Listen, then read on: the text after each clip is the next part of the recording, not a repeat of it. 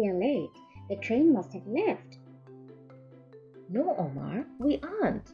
Our train will arrive at 11 a.m. Let's sit on the bench and wait for it. Hey Elvis, until the train comes, let us discuss one new grammar topic.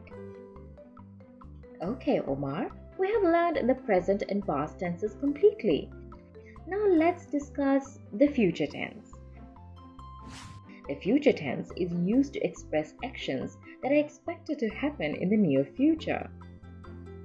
For converting a sentence into the future tense, we add the word will before the main verb.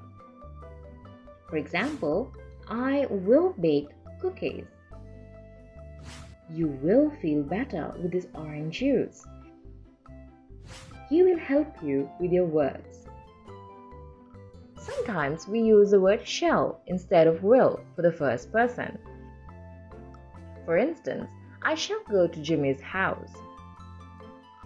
We shall start playing football.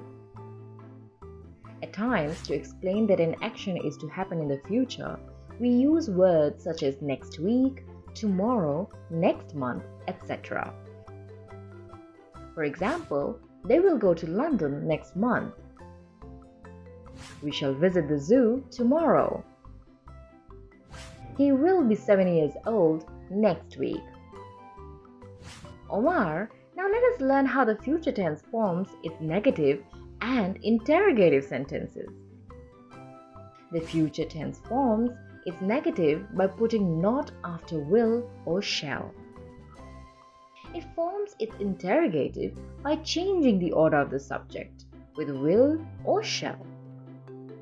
For example, the train will arrive soon. The train will not arrive soon. Will the train arrive soon?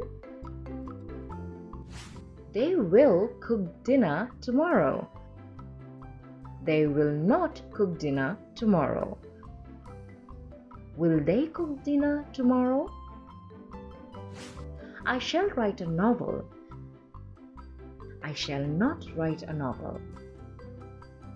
Shall I write a novel? Omar, can you repeat all the negative sentences with the short forms of will not or shall not? Sure, Elvis. The train won't arrive soon. They won't cook dinner tomorrow. I shan't write a novel. Excellent, Omar.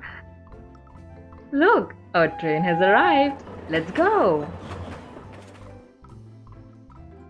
If you like our videos, please do share and subscribe to our channel.